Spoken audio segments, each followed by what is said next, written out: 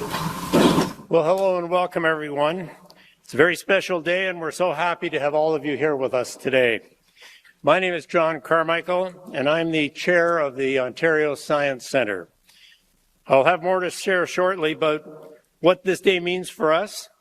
But first, may I turn your attention to the screens for a brief video. Ontario Place is being rebuilt into a year-round, family-friendly destination. With world-class restaurants and dining options, more parkland, more waterfront, more ways to learn, play, and grow year-round, and more ways to get to Ontario Place quickly and conveniently. We're creating a new home for a state-of-the-art Ontario Science Centre, integrating the iconic pods and Cinesphere into the new Science Centre building, and connecting them seamlessly to the waterfront at Ontario Place. From learning about local nature to high-tech, hands-on educational exhibits, the new Ontario Science Centre will deliver immersive, innovative activities with more square footage for programming than ever before, sparking curiosity and inspiring the next generation of young scientists as it welcomes millions of visitors each year. The reimagined Ontario Place will offer more than 50 acres of free, publicly accessible spaces. The East Island will become a vibrant hub with family-friendly play areas and space for cultural events. We're preserving key heritage features while creating new spaces connected by trails, bridges, and walkways, along with year-round waterfront experiences and recreational activities. An upgraded marina will feature modern boat slips and a public plaza with open-air pavilions and flexible community spaces. Toronto's most iconic outdoor live music venue is also getting a major refresh. The redesigned, reimagined RBC Amphitheatre will become a new year-round venue for music fans and artists, with more space for concert-goers than ever before. And families will be able to relax and recharge at Therma, an all-season oasis with pools, saunas, water slides, a great selection of dining options, and fun for the entire family. To top it off, we're connecting Ontario Place to the rest of the world through the all-new Ontario Line at Exhibition Station, which will also provide access to fast, convenient GO service across the Greater Golden Horseshoe, just steps away from Toronto's Billy Bishop Airport. These exciting new venues and upgraded spaces will help make the new Ontario Place an iconic destination filled with excitement and possibility for generations to come.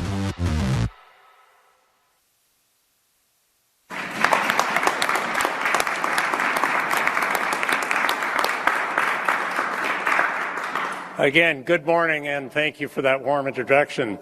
I'm honored to be here on behalf of the Ontario Science Centre, alongside our CEO, Paul Kortnar, and Chris Tambakis, our Board Vice Chair. I want to start by thanking Premier Ford for his commitment to the Ontario Science Centre and to STEM education in this province. Today's announcement is truly a milestone moment for the Ontario Science Centre and for our province. Thanks to strong support and significant investment from the provincial government, the Ontario Science Centre has a bold and vibrant future. Here at the heart of the reimagined Ontario Place, our new Science Centre will be a modern, dynamic, and inspiring place that sparks curiosity for all ages. But what makes our new home truly meaningful is its purpose. We will bring science to life in fresh and inspiring ways in a place where everyone feels they are welcome and they belong. A place where families, students, and communities can connect, learn, and have fun together. A place that will open pathways for young people to explore careers in STEM. A place where big questions can be asked, where ideas can be tested, and where there's no limit to creativity and innovation. This announcement is especially meaningful to me. Like so many of you, I have wonderful memories of bringing my children and grandchildren to Ontario Place and to the Ontario Science Centre. Standing here today truly feels like a full circle moment. These iconic places that shaped my family, the countless Ontario families, are now poised to inspire the next chapter of discovery in our province. It's a powerful reminder of how deeply the Ontario Science Centre touches the lives of children and families across generations.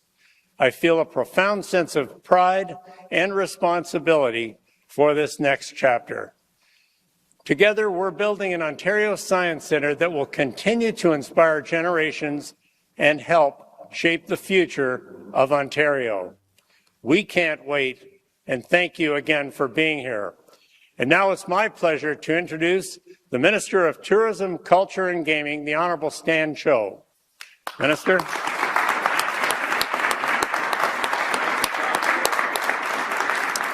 Thank you very much, John, to you, Chris, to Paul, the rest of the board, for all of your dedication. We're not here without your efforts this morning. Thank you so much. I also want to introduce some of my colleagues that are here: Minister Thanigasalam, Minister Raymond Cho, Minister Michael Kersner, Parliamentary Assistant Billy Deneau, Parliamentary Assistant Mohammed Firin, and MPP Aris Babikian. And of course, I want to thank the Premier for being here and his incredible leadership on this visionary project, as well as Minister Kinga Surma, who had a big hand in getting us to where we are this morning, who's not able to attend today. Look, growing up, I have fond memories of the Science Centre, like many of you. In fact, I was a card-carrying member of the Science Centre in my adult years. And so, like so many families across this province, I have very fond memories. The excitement of coming here, every visit, the joy, the curiosity that came with every trip, the wonders of the world, the universe on display for all of us to learn, to ask questions. And yes, of course, the silly putty in the gift shop afterwards. And Paul, I'm hoping that we still have that silly putty available at this new location.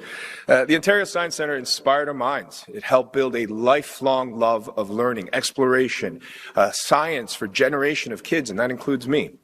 And that's why, much like Ontario Place, it was heartbreaking to see its decline. And while past governments of all stripes, they sat on the sidelines waiting to the point where this building was literally falling apart. So I'm really proud to be part of a government that recognizes that unleashing the potential of institutions, iconic institutions like the Science Centre, are of paramount importance. It's important not just for today, but for the next generation of kids and for our province as a whole. For more than 55 years, the Science Centre has been one of Ontario's most popular, most valued cultural and public assets, bringing hands-on learning and scientific discovery to families, students, and communities across Ontario. And now it is time to turn our attention to the next 55 years and how the Ontario Science Centre can continue to deliver on its very important mandate.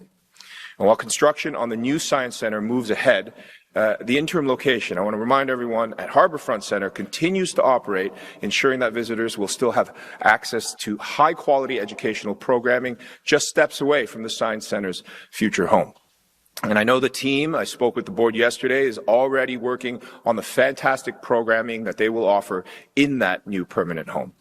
This transformation is part of a broader vision, a vision to unlock the full cultural and economic potential of Toronto's iconic waterfront. And as momentum continues to build along the shoreline, our government is taking steps to ensure that this growth is coordinated, intentional, and protected for the long term. We are laying the groundwork for a more connected, vibrant waterfront, one that strengthens tourism, supports local businesses, and welcomes visitors from all over the world.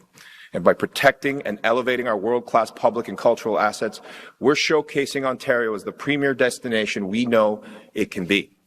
The future Ontario Science Centre shows what's possible when vision and leadership intersect to create something powerful and lasting, something that childhood me and the countless science-loving kids who will come after will love for decades to come. And now, the man who's really behind leading the charge on this transformational, once-in-a-lifetime, cultural, iconic asset. We're not here, folks, without the person who's really steering this, and that, of course, is the Honourable Premier of Ontario, Doug Ford. Thank you. Wow. You know something, folks? First of all, good morning, everyone. And I couldn't sleep, not that I sleep any night, but I couldn't sleep last night. This is stunning. This is world class. And when they first showed me the architectural designs, I was like, wow, this is going to be world class. Everyone in the world will be talking about our Ontario Science Centre. And I just want to thank you, Minister Cho, for all your hard work and for the introduction. I'm so pleased to be back here at Ontario Place today and one of the Ontario landmarks attractions. And I also want to thank John, Paul, and Chris. Thank you for blazing a new trail for generations to come. It couldn't happen without your support. But I know you already mentioned our team. I'll mention them again. I'm alongside here Minister Cho, Kersner, Thenagaslin, PAs Babiki, and Denault, and Ferin.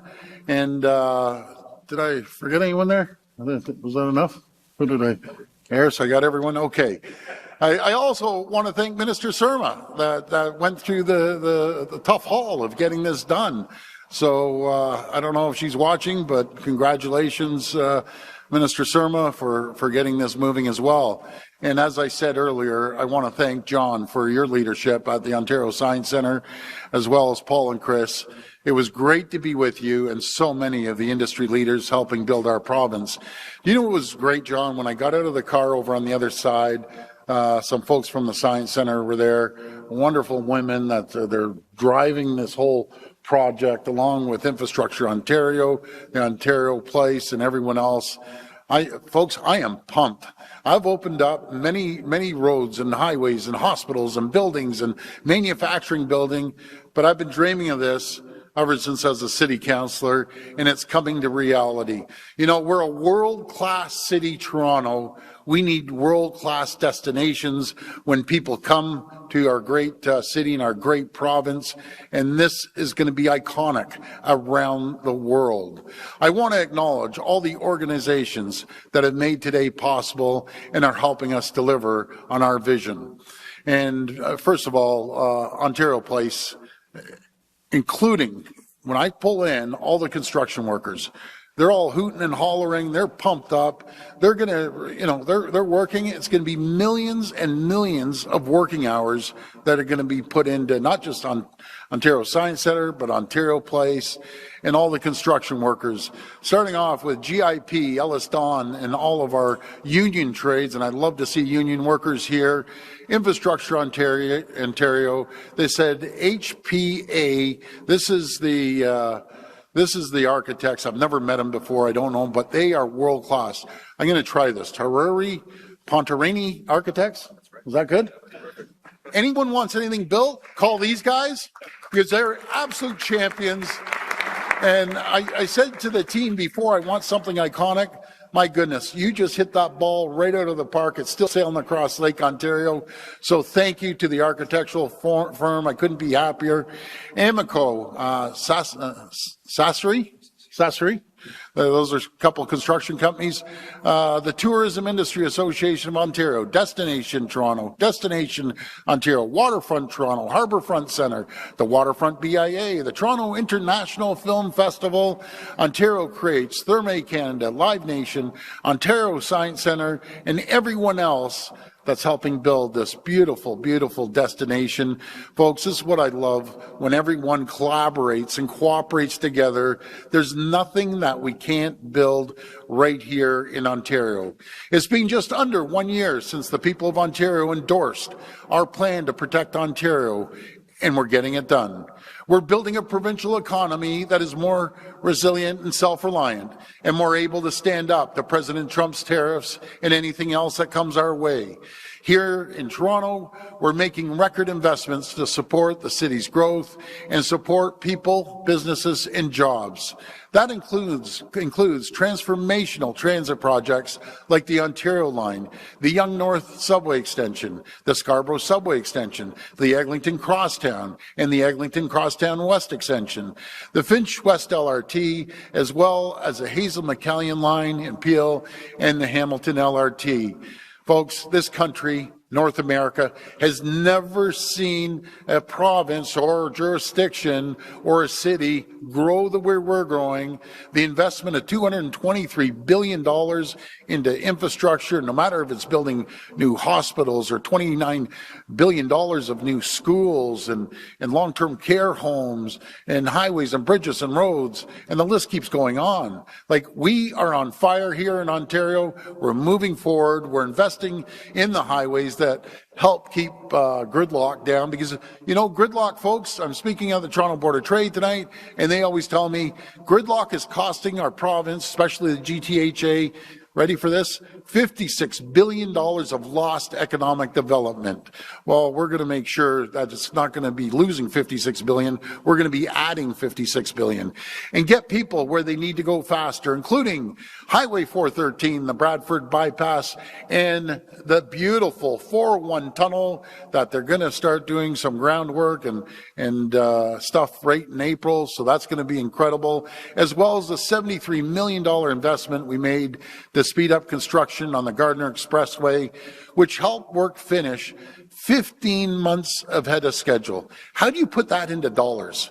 That now, 15 months earlier, traffic is moving.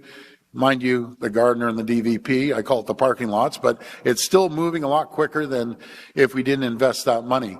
These investments are keeping workers on the job and will support economic growth in Toronto and across Ontario for decades to come. As part of our plan to protect Ontario, we're also investing in our world-class tourism sector, which generates, this is one of the biggest sectors we have in the province, $33 billion every year, supporting more than 325,000 good-paying jobs across our province, and often provides first paychecks for summer students and young people. You know, Stan, I wish I was a young person getting a job here. That would be the best summer job you could ever ask for. We're strengthening the cultural institutions and destinations that have inspired generations of people across our province, and that includes Ontario Place. The new Ontario Place will be an iconic part of Toronto's waterfront. With one of the largest public parks in downtown Toronto, I'm going to repeat that, one of the largest public parks in downtown Toronto, featuring 50 acres of free public trails, green spaces, tons of trees. The mayor's going to like that one. Tons of trees, waterfront access, and family-friendly attractions, as well as Live Nation's revitalized year-round amphitheater. The place is gorgeous, the designs they have. They want to start in 28th. I'm trying to push them to 27. And, of course, Therme, Canada Spa, and Water Park on the West Island. I got to tell you, I had a friend go to one of the Therme spots. I don't know where it was, somewhere over in Europe. And this is a well-seasoned person that builds a lot of buildings. He says, I've never seen a place like it. And he took pictures. It's going to be spectacular. Once complete, the revitalized Ontario Place will attract up to 6 million visitors per year, 5,700 jobs, and add $420 million to Ontario's GDP just during construction. So think of the millions and millions of hours that people are bringing home a paycheck and being able to pay rent or put a deposit down on a home or a mortgage, or maybe doing things you might otherwise not to do. This is creating massive amounts of employment. And once it's all done, and we're going to support over 2,000 full-time, part-time jobs during operations, transforming Toronto's waterfront into a world-class year-round destination. One of the main attractions of the new Ontario Place will be the reimagined Ontario Science Centre, world-class. This is going to be iconic, and it reminds me of Australia on Sydney. You know, the beautiful theater and they have down there. That's what people are going to be talking about, the Ontario Science Centre. And again, I'm so pumped. I can't wait to meet these architects. They're world. I just can't. I love these guys. They're going to build everything in Ontario now. Today marks a major milestone in that vision, as I'm proud to announce our government has awarded the contract to design and build the new Science Centre. The new Science Centre will be located in a state-of-the-art, fully accessible facility with more programming space than at the previous site. The Science Centre will incorporate the iconic Cinesphere. I just walked through that Cinesphere. It's going to be unbelievable. With improvements to support Ontario's film and television industry, renovated and modernized pods that will house science-themed exhibits, and interactive experiences with modern, light-filled spaces and views of Toronto's beautiful waterfront and skyline, which you can see in the final designs here today. the millions and millions of visitors coming to this Science Centre in Ontario Place will have convenient and affordable travel options, with public transit just steps away thanks to the expanded GO Train service and the new Ontario Line subway at Exhibition Station, I should say. And all of this will be built by Ontario workers, and I emphasize this, so this is great. Ontario workers using Ontario steel, lumber, and other products wherever we can, so Ontario tax dollars support Ontario workers. I'm looking forward to getting the shovels in the ground this spring, and I can't wait to be back for the grand opening. I want to thank everyone involved, and may God bless the people of Ontario. Thank you.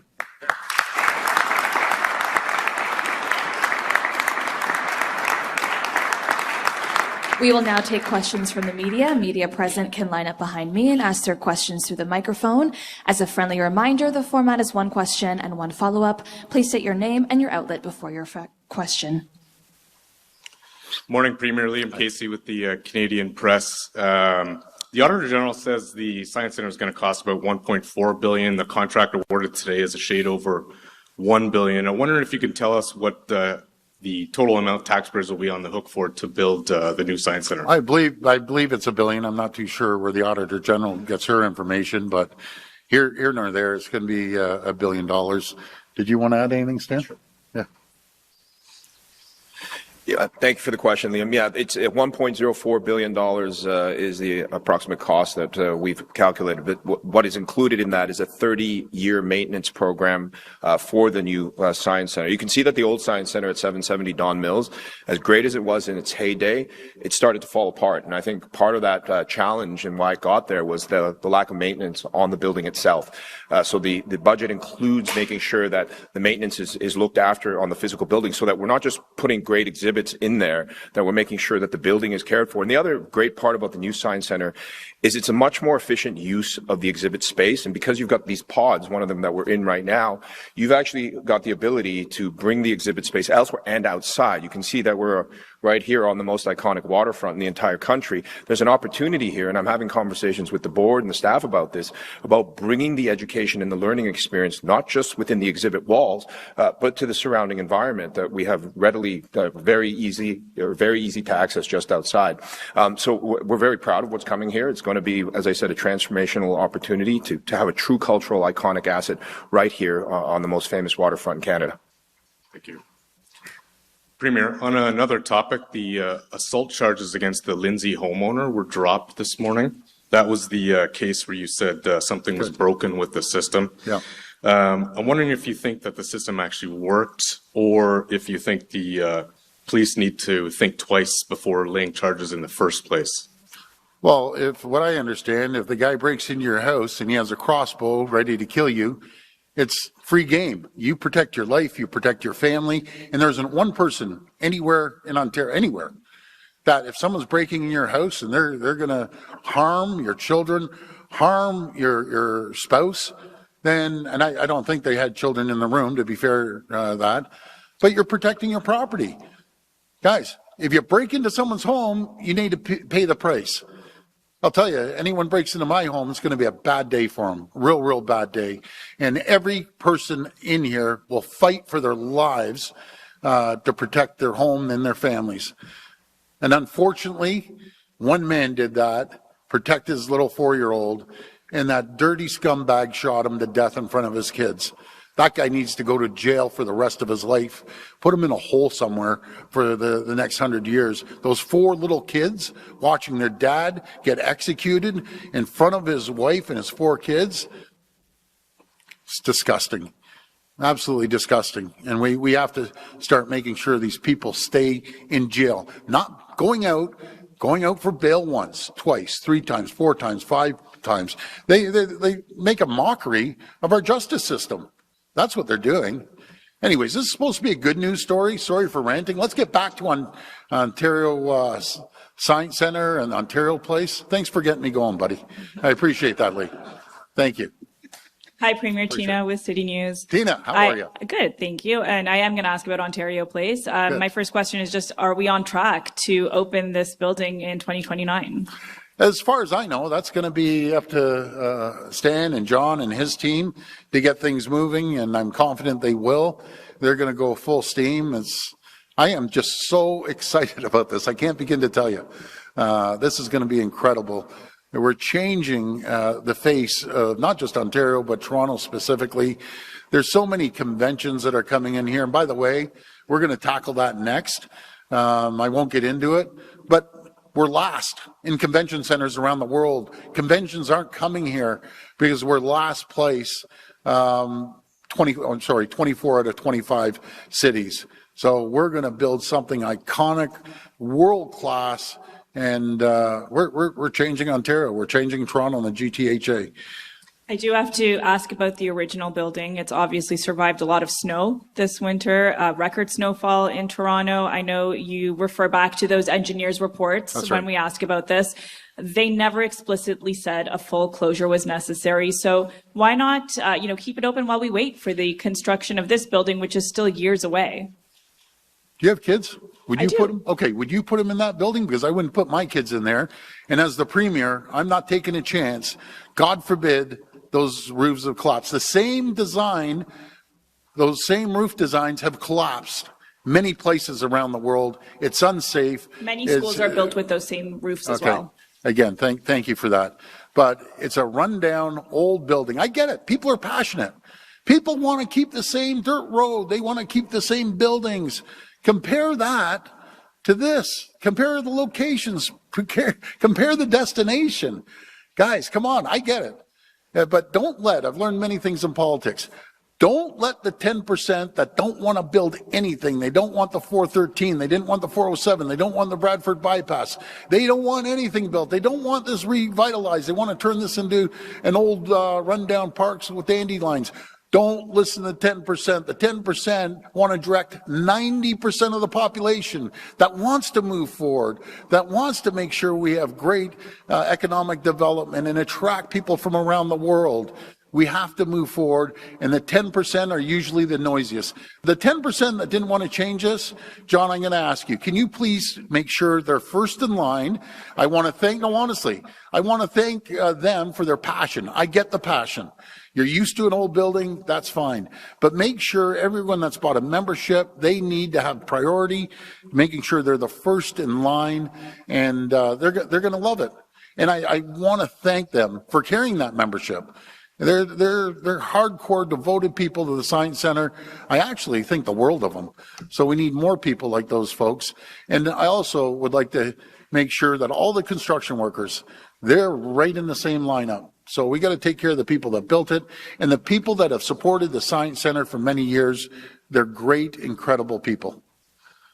Premier, in the renderings, we don't see the $400 million Garage Mahal parking garage. And I'm just wondering, is that intentional? Are you thinking about moving it to across the street back to the exhibition grounds or something like that? Rob, I like you.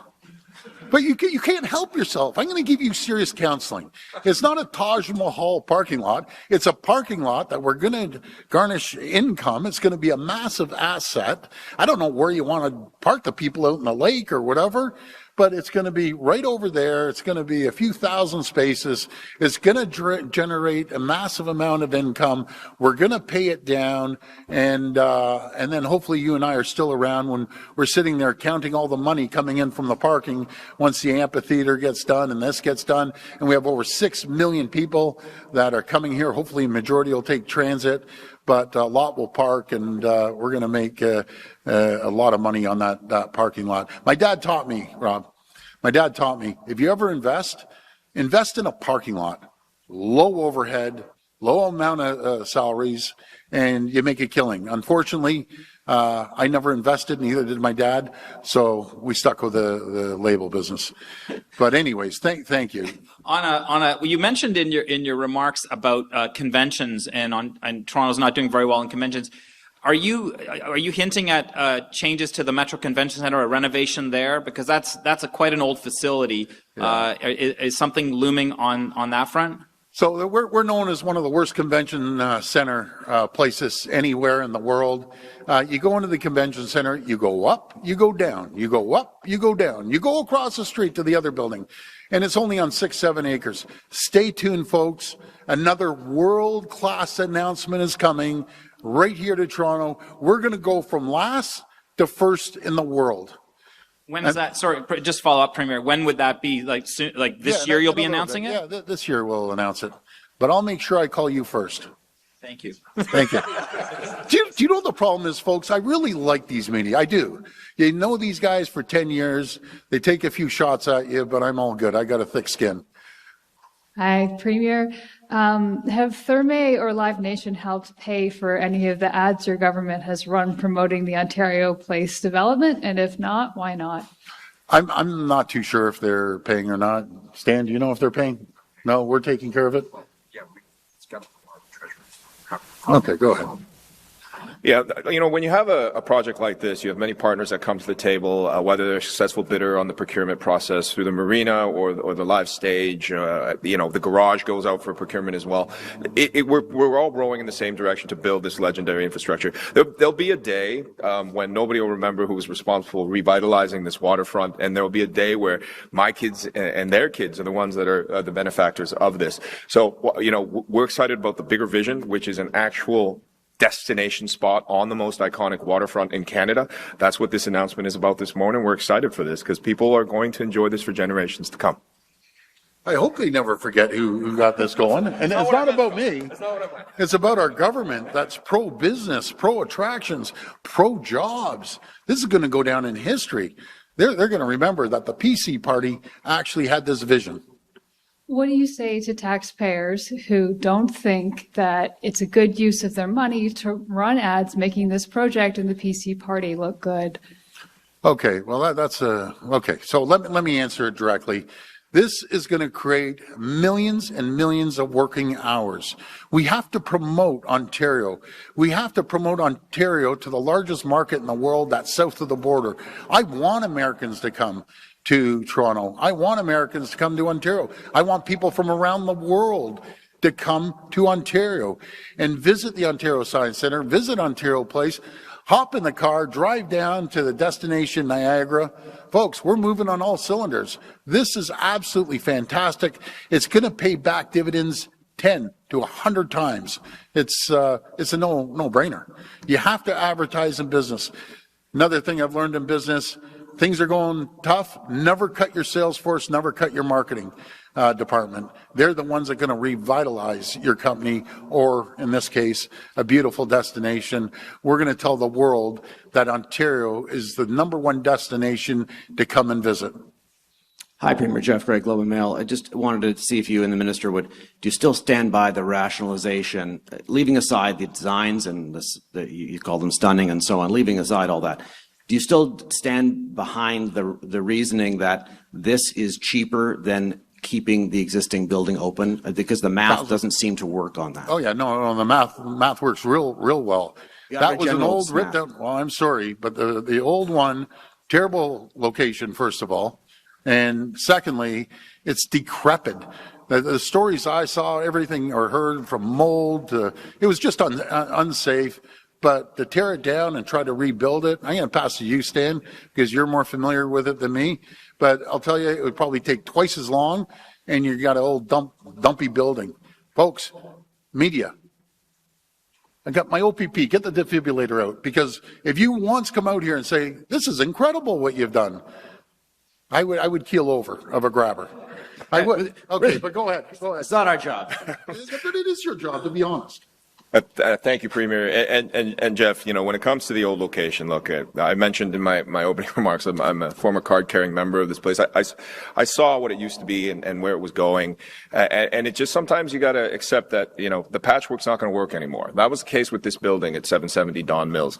You know, it was a transit desert until the Ontario line was coming in. It's still not optimal for revenue optimization. Let's compare it to being on the most iconic waterfront at the doorstep of the economic engine of the the country and what's going on around here. Like whether you're going to a Scepters game, a Tempo game, going to the X, seeing a concert at the RBC stage, or, you know, you have a boat over here at the marina, or you're at the splash park with your kids, or enjoying the sunsets on the West Beach. There's an opportunity for that energy to draw those 6 million visitors every single year, so you have those options. The story has to make sense for tourism, which, as the Premier mentioned, is a $34 billion a year industry. These are huge numbers. And what we have in an opportunity of bringing that synergy together in a destination is saying that you have those options. So maybe a visitor's not going to be staying here for 1 or 2 days. Maybe it's 1 or 2 weeks. We've given them the reason to be here. The Science Center is part of that story. It's so much more than just the physical building. It's part of that story that we're telling, that we're saying we're no longer going to accept Ontario Place sinking into the lake for the better part of 2 decades. We're going to restore it to the glory it should have always been, and it's going to be a destination for people from all over the world. This is a truly transformational opportunity we have today. And as a follow-up then for the Premier or for the Minister, are there still plans outstanding? Is there still a procurement to come for hospitality or restaurants or something at Ontario Place, or is this it? Because there was talk about that, and then it seemed to fade away. So is this all we've got, or is there more to come? Stay tuned, like the Premier said. This is just the tip of the iceberg on the story we're telling on the waterfront, whether it's the harborfront revitalization, food and beverage, of course, procurement will be going out as well, the marina. This is part of that story I was talking about, Jeff, and I know the Premier's holding his tongue, because when he says that great things are coming to the waterfront, he means it. I mean, this is going to be one of those transformational moments that we will look back on in history and say, I remember when this was announced. And this skyline will be unrecognizable thanks to the leadership of the Premier. And I can't wait to share some of those details to come. But to answer your question very directly, lots more on the way. Thanks, Dan. Just to clarify before I get to my questions, it's Lorenda Redicop with CBC. Lorenda. When you're talking convention space, are you talking also at Ontario Place? No, just stay tuned. That's my problem. I don't hold my tongue. That's my biggest downfall. Anyways, just stay tuned, Lorenda. It's going to be jaw-dropping. Like, this is jaw-dropping. Wait until you wait for the plans. It's going to be wow. Pierre Poilievre is going to be speaking at noon, talking about Canada-U.S. relations. We understand he is going to be mentioning President Donald Trump. What do you want to hear from the federal Conservative leader that maybe we haven't heard before? Well, I just want to hear that he's going to work collaboratively with our federal government. I don't care who's the Prime Minister. It could be the Red Party, the Blue Party, probably never the Orange Party, but we will, I work with anyone, and I don't care if Pierre ever became Prime Minister, I'd be working with him. I work well with the Prime Minister right now. So let's all work together. Let's start diversifying our trade, which we're doing. Let's start cutting taxes, putting money back into people's pockets and businesses so they can reinvest. That's what I believe in. So I wish him all the best, by the way. I have nothing against Pierre whatsoever. So it's been a year since it was right near the end of the election campaign. Yes. And you said you wanted to be Premier forever. A year later, do you still want to be doing this job forever? I want to be Premier forever. I'm just pumped up. We're getting things done. But I don't get the credit. It's about everyone else we're working with and my team. I would not be here if it didn't have the best team. Our family's been in politics for 3 decades, 3 generations. I've never seen a more talented, qualified team ever in politics. So I just want to thank our team and all the collaboration that we're working with. Again, I love Wab Kinew. He's an NDPer. I told him I'm going to give him some political counseling, but I love the guy. He's amazing. Same with David Eby. Same with Premier Holt, being a Liberal Premier. We don't care. We all work together. Same with Olivia Chow. Olivia's going to see this and she's going to say, you're right. This is beautiful, stunning. I like Olivia Chow. She's doing a good job, and we're going to continue working with her. So I forget about the politics. I don't care what political stripe you're from. If it's good for Ontario, we're going to work well together. If you attack Ontario, it's not going to be a good day for you, because I got to protect the people. Good morning, Premier. And Mohamed that's Qureshi. a message to President Trump, too. Mohamed Qureshi, 680 News Radio. I don't know if this is for you or for the minister. The old Science Center was more than 500,000 square feet. I just wanted to know, A, what is the square footage on the new one? And B, if it is smaller, can you explain how that means there'll be more space for programming in a smaller building? I'm really glad you asked that question, Momin. So the old Science Center was approximately 500,000 square feet. The new Science Center is going to be approximately 400,000 square feet. The facility itself will be 220,000 square feet. But the story is so much more than that. If you look at the old Science Center, and I'm not sure the last time you were in that building, but I remember the last time clearly that I was as an adult thinking, I've got to give up my membership. I just remember looking around the building thinking, what an incredible, inefficient use of space. Large hallways, lots of office space, big pillars and barriers in the way.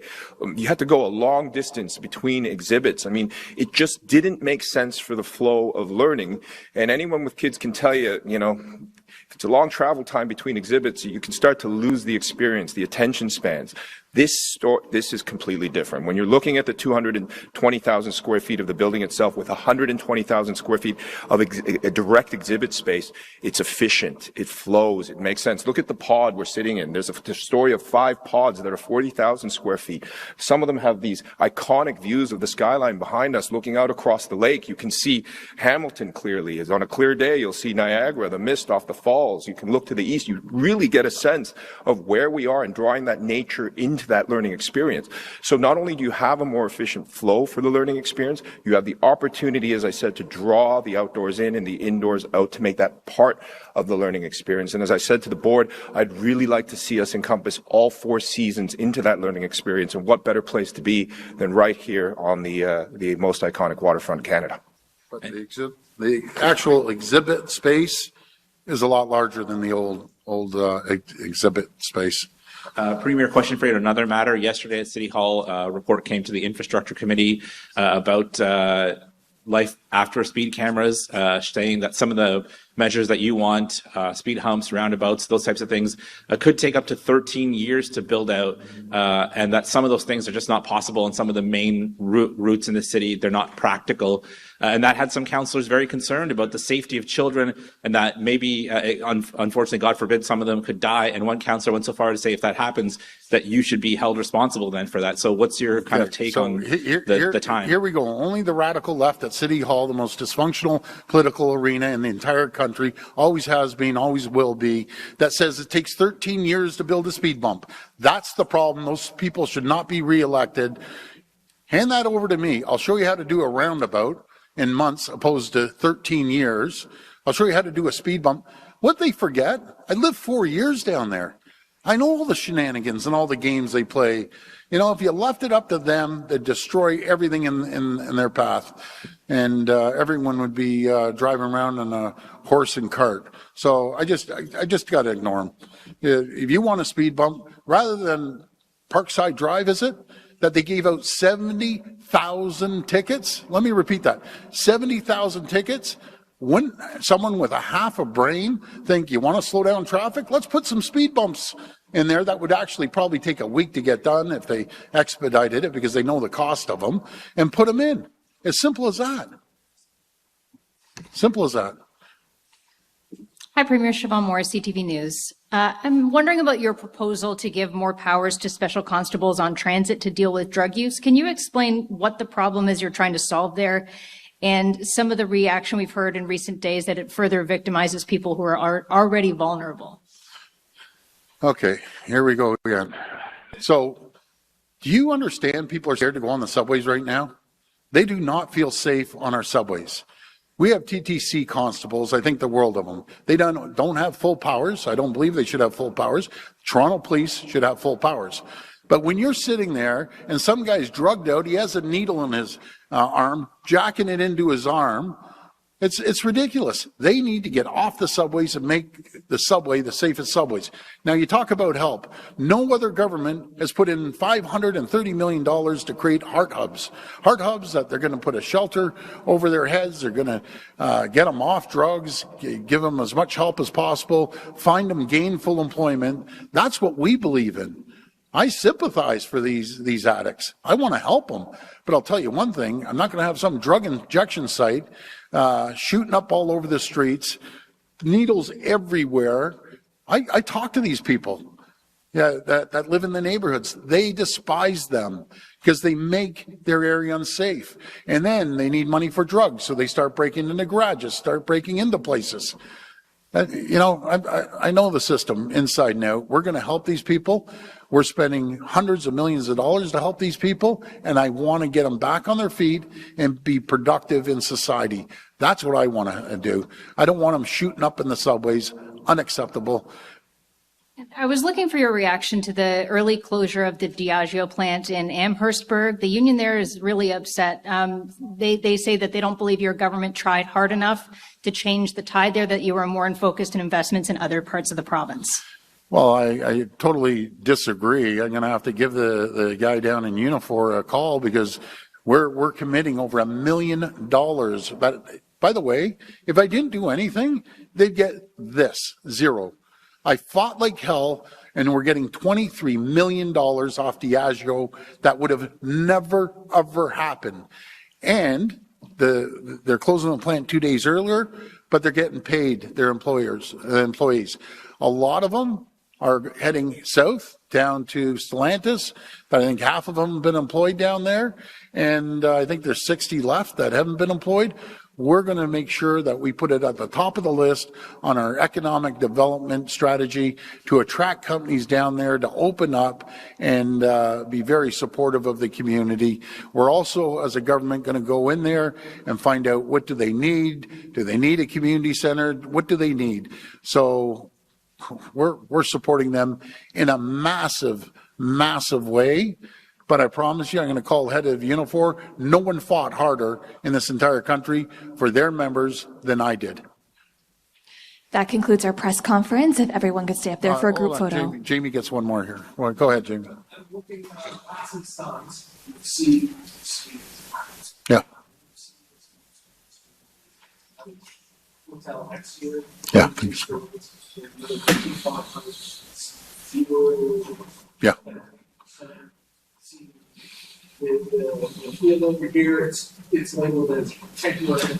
We want to see up there. It's just well, yeah, no, the exhibition, they can do what they want. I'm going to focus on here, and we're going to bring some spectacular things to this site. Stay tuned for another announcement. But folks, I'm going to give you the positive approach. The glass is half full all the time with me.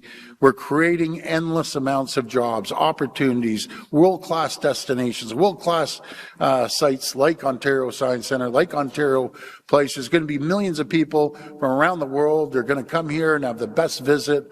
We're going to need more hotels, better convention center. There's so many things happening right now. We're building the largest transit system in all of North America, getting people from point A to point B. We're uploading the Gardiner and the DVP. So this is going to be incredible. And we're going to keep staying positive how we're moving this province forward, no matter if it's building the largest nuclear build-out in the world with the SMRs, leading the world, or the critical minerals. And by the way, PDAC, the largest convention, is coming to Toronto this week coming. Things are happening. Things are moving, even under the tough times and under attack by President Trump that's trying to attack us. We're fighting like we've never fought before. We're using every tool in our toolbox. We have the greatest jurisdiction anywhere in the world, the smartest, the brightest people in the world right here in Ontario, and we're going full steam. So thank you, everyone, and God bless.